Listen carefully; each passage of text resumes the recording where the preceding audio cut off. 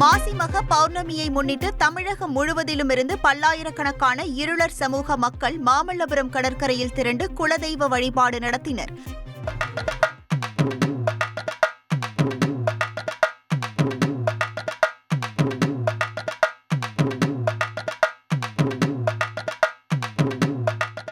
மாமல்லபுரம் கடற்கரையில் திரண்ட அவர்கள் மணலில் குடில்கள் அமைத்தும் குடும்பத்தினருடன் தங்கியும் தங்கள் குலதெய்வமான கன்னியம்மனை வழிபட்டனர்.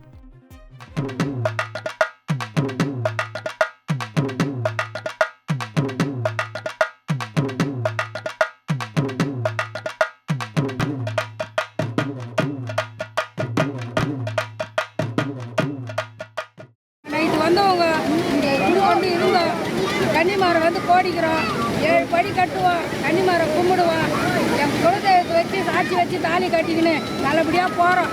இந்த கன்னிமாரை தான் நம்புறோம் நாங்கள். எந்த மக்கள் என்னங்க இனி வீட்டு வேலையில கொஞ்சம் அதிக ஒத்தாசையா இருக்கணும். யா வேலை கிடைச்சதா? வேலையா? நான் பாஸ் ஆகணும்னு நினைக்கிறேன்.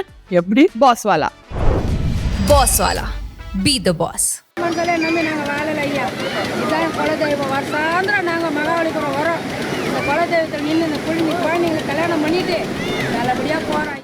தொடர்ந்து இருளர் சமூக ஜோடிகள் 5க்கும் மேற்பட்டோர் தங்கள் உற்றார் உறவினர்கள் முன்னிலையில் எளிமையாக பாரம்பரிய முறைப்படி திருமணம் செய்து கொண்டு மேளம் அடித்தும் நடனமாடியும் கடலில் நீராடி மகிழ்ந்தனர்.